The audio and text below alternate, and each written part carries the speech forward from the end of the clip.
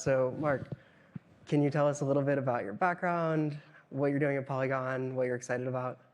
Sure. So I am a securities attorney by historically, I guess. I actually started practicing law in Delaware, which is very interesting for an institutional crowd in the sense that the things that actually got me interested in kind of the institutional side of blockchains actually was all about what happened in my practice in Delaware. And it's because back then I dealt with two kind of key M&A deals that I did before becoming a securities attorney. And it was taking Dell private and then taking Dole private. And what happened in both of those cases is actually things that blockchain would fix. So both of them ended up having votes on them. In Dell, there was an appraisal proceeding. And in Dell, what ended up happening is that one of the brokers ended up voting yes for the deal instead of no for the deal, which essentially meant that they got booted from actually being able to benefit from any decision on the value of the merger being more than what was actually offered. And that broker ended up paying like $200 million in penalties or in fees to basically their customers. None of that would have happened if those customers were actually holding their own stock and were actually able to directly vote. But instead, they voted through like 4 different intermediaries, one of which voted wrong, and they never got to benefit from it. The second one was Dole. And Dole was interesting because it was a vote on an M&A deal, and there were 45 million votes when there were only 35 million shares outstanding, which literally makes obviously no sense. But when you have multi-day settlements and freezing of when you can vote and when you can't vote, that ends up happening. That does not happen when you have your shares that are sitting on a blockchain and can be verified at all times, and you know exactly what's going to happen. So when I got interested, and when I learned about Ethereum in 2015 and started digging into what Ethereum does, it was one of the first things that came to me. It's this idea that wait, these issues literally don't need to exist whatsoever. And then in 2017 is when I kind of got into crypto kind of full swing. And then in the bear market of 2017 is when I first started focusing really on institutional crypto, except there really wasn't anything there. What we were doing, we were trying to tokenize stocks. Back in 2018 and 2019, I spent a year doing this, except there was no infrastructure to do it. And the regulatory regime was, well, frankly, pretty much what it still is today. And so there was really no opportunities to do that. And thankfully, I ended up spending a lot of time in the DeFi space and then in the venture capital space advising clients until I went over to DYDX, which is a non-custodial perpetual derivatives exchange. Spent a year and a half there as the chief legal officer, and then joined Polygon Labs as the chief legal officer, and 3 months ago took over as CEO. Wow. Okay. Wait. So just to recap, Dell, Dole, DYDX. This is alphabetical. Yeah. Yeah, that's a good point. I hadn't thought about it. Big jump to Polygon. Big jump to Polygon. I went all the way from D to P. So it's interesting that you mentioned this because yeah, I've also been involved in kind of the crypto space for a while and worked in institutional finance. I feel like the world has changed a lot. Have you seen this from your perspective? What do you think of the attitude, the vibes? How have things changed? Yeah, I mean, I think it's interesting when you, I would say crypto is probably one of the first asset classes that is retail first in terms of interest, right? So you go back to 2017 and it was purely retail in ICOs that were buying crypto. And then the way it evolved, interestingly, was it got slightly more sophisticated. And how did it get slightly more sophisticated? Well, you had these individuals who were oh, let's pool this money together in, frankly, completely unlawful ways at the time. But let's figure out how to pool it so we can buy better chunks. And then from there, it slowly evolved to okay, slightly more sophisticated funds came into it. And then that's when everything dropped off. But we really didn't see other than a few discussions on the institutional side, nothing really meaningful there. And then it was finally in the bear market that you could actually start seeing funds slightly starting to get formed a little bit more by more sophisticated players who get slightly more interested because they got pulled in from the last bull market. And by the time 2020, summer 2020 comes around and there starts becoming a lot more interest in crypto, now you actually have more sophisticated institutions that are actually interested.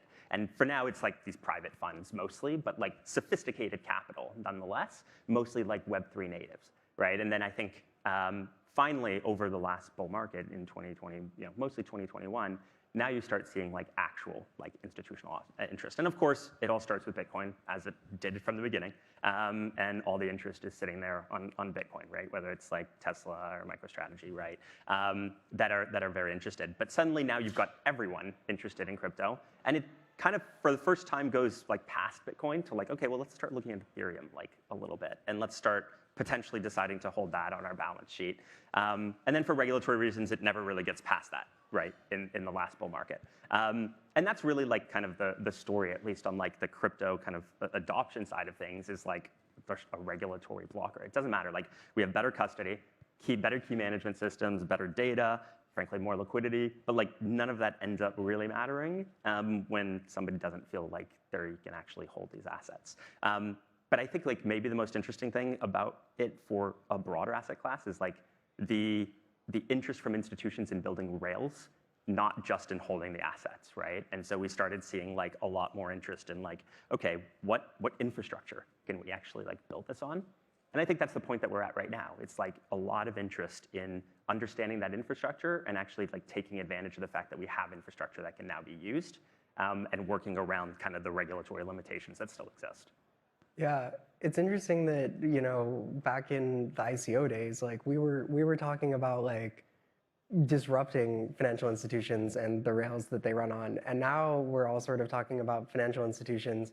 Maybe it's the makeup of the people at the institutions are like much more crypto native, but now it's institutions that are also building crypto rails to try to like disintermediate themselves more quickly. So like, from a Polygon perspective, what have kind of been the most interesting, I think it's easy, like it's fair to say it's like early days, right? But what have been some of the more interesting experiments that you've seen so far? Where do you see the appetite? Yeah, I mean, I think at the core, right now everything is an exploration around tokenization in some form. And the question then becomes, that's very relevant to Polygon, is like, where are you going to tokenize this? And in what environment, right? And what I think the interesting thing is about Polygon, which focuses on scaling solutions for Ethereum, is kind of this ability to get like a hybrid that hasn't really existed in the past, right? So if you want to go back like a few years, anyone who was going to experiment this in any way whatsoever was like, I'm going to create a completely like permission network with no ability, frankly, to ever connect to the outside world, and see how that works, right? And I think Polygon, the interesting thing about like a layer 2 solution like Polygon is the ability to create a network that feels private in every way, that you actually have control over, but that can connect to an external network like Ethereum in a very open way, while not needing to worry about whether you can kind of put the controls in place for who's going to access this or not. And so you get kind of like this hybrid of being able to create essentially like a private network, but with the security and kind of of Ethereum and the connectivity to Ethereum. And I think that security part is something that like a lot of people miss, because right now all the experiments around tokenization is all like, I'll call it like a dual format experience, right? It's like you've got it off chain and then you've got it on chain. And like the willingness to have the assets sit only on chain like doesn't exist. And there's a couple of reasons for this. One of which is regulatory. I mean, that's the biggest reason. But that's not necessarily the reason like outside the US why that's generally like often the case as well. It really has to do with like partially like trust in the technology, right? It's like a pretty nascent technology, and you're kind of like, hey, here's this asset that's worth a lot. Like, I'm not just going to throw it on here and hope it works. And so actually being able to like tie into the security of Ethereum ultimately gives you a way down the road to say like, hey, here's something that I can build on, where I can actually have like the existence of this asset always tying back into Ethereum as a secure network that's been tested for whatever, 9 years now, and not just have to rely on kind of this off-chain data as like a backup. So it kind of gives us a way to get to like where we'd want to be in the future, where assets can actually be used more broadly and doesn't have to be tied to like paper. Yeah, it's interesting. Yeah, to a large degree, like it just represents an incremental cost in a lot of ways, right? You have your paper asset sitting in a database somewhere with all of the usual paper things happening, And then you also have on-chain, and like on Polygon, you don't have much gas, but it's also like all of these legal costs and frictions and like infrastructure costs and customer acquisition costs. And so today, you don't get a lot of the benefit by running in the dual architecture system. If we can get like real on-chain assets that actually give you things like governance rights, if it's like an equity, they give you dividends, et cetera, like you wind up unlocking like a lot more of that value. Yeah, I strongly agree with that. I think people often don't like open up their minds to like what things could look like because they're so restricted by how the regulations like look today. Like the forced intermediation that like currently exists, it doesn't really like make that much sense. Like transfer agents is like the best example of this by like a mile. Like why do we still have transfer agents on blockchains? Like they literally are the best transfer agents you could possibly ever have, and we nonetheless force them to exist, right? And that like just does not really make sense. And so once you start taking that a few steps further, you start getting to a world where you're like, okay, so we don't need transfer agents. What else do we not need? Do we need to separate exchanges from settlement? Like, what else is it that we can kind of gut and just have one piece of technology that is not like 10 pieces connected to one another with 10 different risk, frankly, variations out there? But you have one piece of technology where everything can be transferred. And when you start thinking of that, you're like, okay, will we ever get there? And the answer is like, why wouldn't we get there when it's literally better from a regulatory perspective? Like a lot of regulations actually look at this. There's like, you can go through like many different regulatory regimes, and how they work often looks at like, do you actually block some event from happening that is bad? Or do you have to compensate somebody for the bad event that already occurred?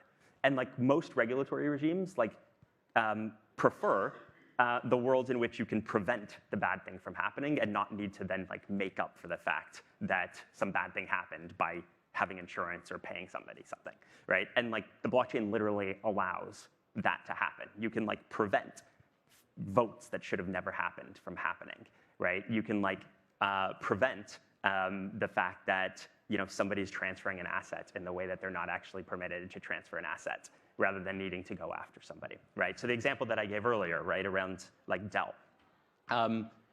this broker that paid $200 million. If you just think of a world in which everybody has the option of custodying their own assets, would you actually choose to do that? And the answer is like most of the time you would not choose to actually custody your own assets. But what you would have the option to do is have that asset actually sitting in like separate accounts that you still have control over, and you can go in there and vote at any point in time on whatever proposal actually exists. And the reason you could do that is because you don't actually need intermediaries to actually tell you what is happening, because you can actually like hold it yourself in your own name and just custodied by somebody else. And there's no reason not to do that from a regulatory perspective in that situation. Yeah, I mean, it's fascinating, right? Like, I think I saw some flack on Twitter that like Bed Bath & Beyond is bankrupt, and like one of the brokers just like deleted shares, right? And it's like, wait, what? Like, what were these things in the first place, right? And just like going into an equities brokerage account as a retail consumer, you never truly feel like you own things. And it's not like verifiable in the way that an event on Polygon Scan is, and there's something very powerful about that.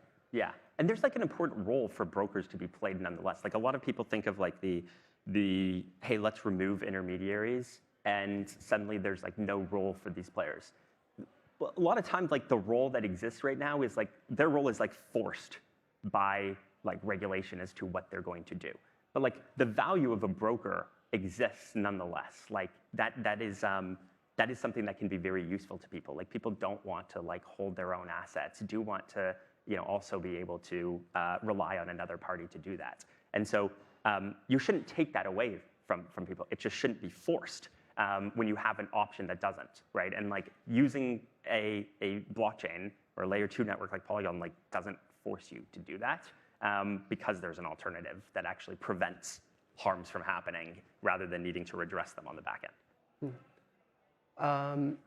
So you mentioned like getting into this space, thinking about securities, equities, right, voting rights. That was like something that we all thought a lot about, right, in 2018. What do you think has changed between 2018 and today that sort of changed the temperature? Yeah, I think there's like a lot of things that have changed. Probably the two biggest ones is one from a regulatory perspective. And we don't feel this as much in the US. We feel like nothing's changed. But when you start looking outside the US, like the EU, the UK, Singapore, I mean, Hong Kong now, like you have areas that are like actually focused on regulatory regimes that make sense. And not only just like primary issuances is something that like, yeah, we've technically been able to do in the US, but like being able to like issue a security and then do nothing with it isn't all that useful. Right, these other regimes actually contemplate being able to like issue this asset and then actually be able to like trade it in certain cases, right? And now that once you have that, now you actually start having like a construct that actually works. And so that's like the first thing is like we can get away from just like pure experimentation that we could do in the US before, because frankly, why would anyone take a risk on like actually doing things that can get them in trouble? So you just experiment, to now we can actually truly have like securities that are tokenized and being traded elsewhere. Now that's going to evolve a lot. This is like still like early stages, but it's no longer just like pure like prototyping. I think like the second thing is DeFi, which you don't really think about that from like an institutional perspective right now most of the time. But we went from like a world in 2018 where like DeFi, I mean, technically kind of existed with Maker, but didn't really exist, to suddenly you get Uniswap that launches. And like Uniswap is like one of the most inefficient, greatest innovations ever. But it is an amazing innovation. Like the idea that, I mean, I remember doing this. I bought tons of ICO tokens. And I remember sitting there in 2019 being like, I'm never going to be able to sell these things. And then I met the founder of like Uniswap and started representing them. And then I was like, what is this thing? And I started playing around with it. And I was like, oh, wait, there's like this constant liquidity for this tiny illiquid asset that I have. The only question that I have is how much can I sell it for? As in, based on how much liquidity, what's that discount effectively? What's that discount going to look like? But there was like always a mathematical formula that would calculate what I could sell that for. Or somebody could buy it from like somebody else. Like that's like a like massive like innovation when you actually think about it for very like illiquid assets. And now that since then, there's been a lot of evolutions of Uniswap and decentralized finance along the same, some of which good, some of which really bad. But that good stuff that actually exists, for me, is like a foundation that we can like build on, so that eventually we get to a point where, you know, not only do we get that more like friendly regulatory regime that currently exists in certain places, we continue to build out the rails that are getting built out very well right now along like tokenization. And when you start using kind of blockchains and bring together like DeFi, kind of that permissible regulation with kind of these proper like tokenized assets, and now you start like opening up a very, very different world that I think eventually more and more countries around the world are going to realize, oh, like we actually want these assets to be traded on DeFi protocols if permissible, because there actually is a better structure here that hurts less people and reduces the risk for people rather than increasing the risk. And that's like an awesome thing that like we're looking at right now in terms of like that evolution from like then to like now.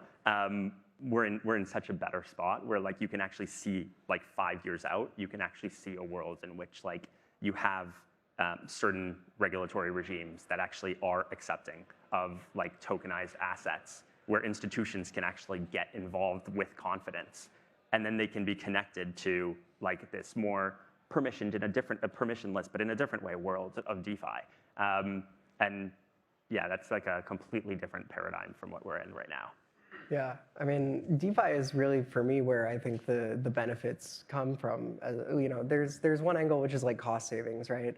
And to a degree, even like the proof of concept tokenization that we're seeing today does introduce cost savings. Like for a lot of people, like their existing transfer agent system is so inefficient and costly that just by switching to, even if you have duplicative effort of like a Web 2 transfer agent and like the on-chain, you know, transfer agent, you know, record of ownership, like this Web 2 one is so much more efficient than whatever the company was using before, that like actually even the early steps of tokenization do introduce cost savings. And then from there it's a spectrum. You can get rid of the transfer agent, you get rid of like all these other middle people. But where I think like you get more benefits and ultimately like consumer demand, because like this is where like tokenization struggles, is like there's no shortage of assets, there's a huge shortage of demand. Being able to use these things in DeFi is going to unlock like financial experiences that were never possible before for like lots of different users in a relatively permissionless, fair way. So the example I give is like you can borrow against your equities if you're a hedge fund, but it's very hard as a retail investor to borrow against like your equities in your Robinhood account. Using DeFi, like you can actually start to introduce more interesting financial primitives. So I think that it's interesting. I don't think of DeFi as being a huge step in the roadmap of tokenization, but I think you're right. It is like a pretty big, important difference between today and last cycle. When you mention institutions building on crypto rails outside of tokenizing, like Polygon obviously has like the chain development. I'll give a quick plug. Polygon CDK, Chain Development Kit, is amazing. It's super easy to spin up a layer 2, and it's super safe. It all settles down to Ethereum. Do you think we're going to see a world where individual institutions wind up building them, or is it going to be like one L2 for each jurisdiction, potentially? Like, what do you think? Yeah, that's actually a really interesting question. I think like ultimately, institutions are going to want to build their own. And the simple reason is because of where we're at right now. They're going to want like that level of control that they can get right now. But the thing is, like once they build like something like using like CDK, for example, they now have the flexibility to decide like when it is that they're going to remove like certain rails, right? So like first of all, different institutions have different like risk profiles, right? So like how they spin up a CDK and what that looks like in terms of like the guardrails that they have are all going to be different. Not all, but like many of them are going to be different. I definitely think there's going to be like consortium shared efforts, but they have different like trade-offs. And so they're going to put in like limitations, and then what they're eventually going to do is start saying, okay, we feel comfortable kind of removing this one and that one. And basically what it's going to do is like open things up a little bit more and a little bit more, and you'll get more and more benefits from kind of a blockchain like as you do that. I think the regulatory side of it's really interesting. Like the reason why, if you have blockchains that end up being kind of region-based, I think you've basically like neutered most of the reasons why they even like exist. You still get like the cost savings side of it, but when we talk about like the bigger picture of what you can get, if we end up in a world where you literally have a blockchain that just exists for this region, it's like arguably almost like worse than what we have today. And so, wow, that's a hot take. I think that like you should end up having a situation where like these blockchains are open to like a broad range of jurisdictions, and it's just the controls that are put in them that end up being relevant. And now, if you have them open to more like jurisdictions, you might need more different types of guardrails to satisfy like their requirements, but you can do it nonetheless. But to me, like if we end up in a world where Americans are just trading with Americans, that's like not really good. Like one of the benefits is like you can just you have a blockchain that's going to be up and running 24 hours a day. So like first of all, like if we're not in a world with 24-hour trading, it's like kind of like absurd. There's like liquidity issues with that. I get those arguments on like why it is good to have concentrated periods of trading. But like honestly, Bitcoin does pretty well from a liquidity perspective, and it exists 24/7 across the globe. I mean, so does Uniswap. So does Uniswap. And so there's no reason that we can't actually have that exist. And at that point in time, yeah, you've got people from different countries trading with each other at different times that are convenient for them. Like that is a much better system and one that we should be striving towards rather than like regionalized, local kind of blockchains. Interesting. So you think we'll enforce more of the regulatory requirements at the asset level rather than at like a chain level? I mean, eventually, that's what we're going to get to. I mean, right now, everyone feels like you have to do it on the chain. You do have to do it on the chain level right now, just to be safe. You borderline like have to. But eventually, what ends up happening is everybody says, well, why are we doing this like so deep in the tech stack? Like, let's remove it like up from there. Because the second you do it on the protocol level, you've destroyed the point of a blockchain. Like, you still get the benefit of like this unified technology rather than having it distributed. But like a lot of those like open benefits of access that you get end up like going away.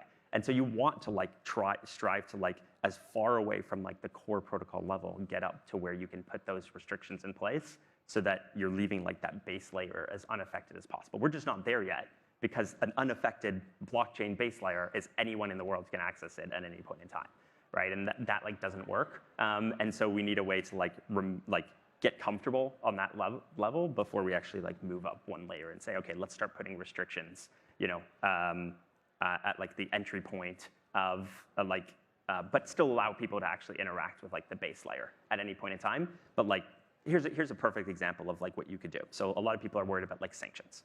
And if you think about like how sanctions currently work, the way people think about it in crypto is actually very different from the way people think about it in traditional institutions, right? Because in crypto, basically the way people think about it, because they've been so like hammered with you're a terrible person, you're like not helping our sanctions regime, is basically like you need to block like anything that touches like a certain country and certain people, and there's no risk-based approach to anything. It's like you just like completely block things, right? And that's it.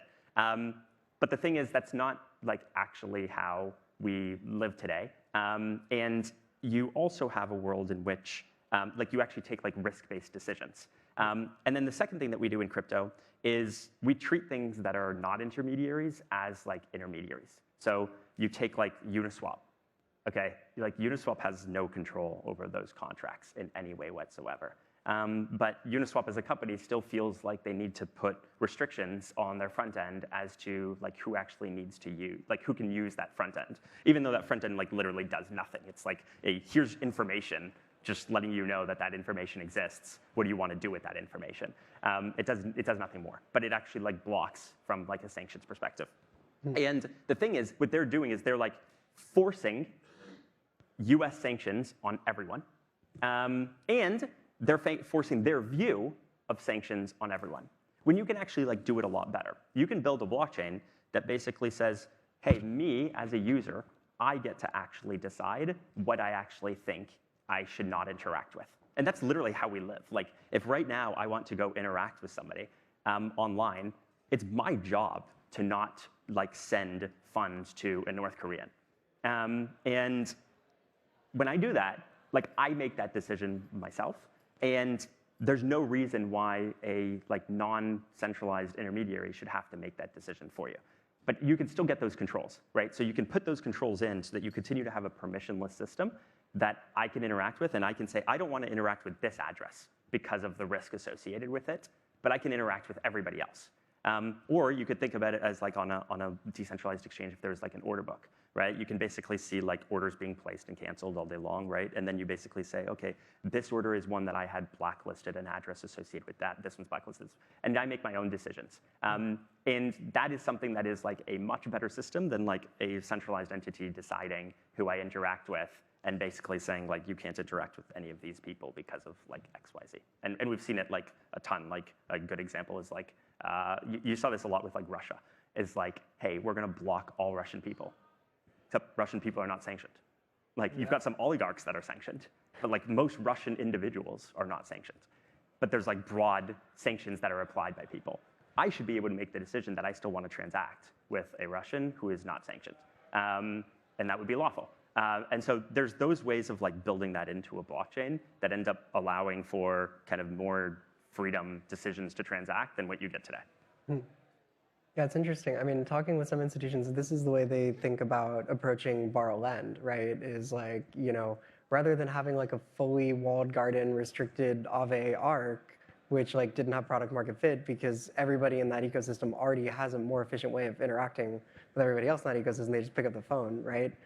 With more open Aave, if you can look and you can take a risk-based approach and you can say, look, 0.1% of the funds in the USDC pool on Aave come from an address that I don't love, that's maybe okay with me as long as it's not greater than 5%.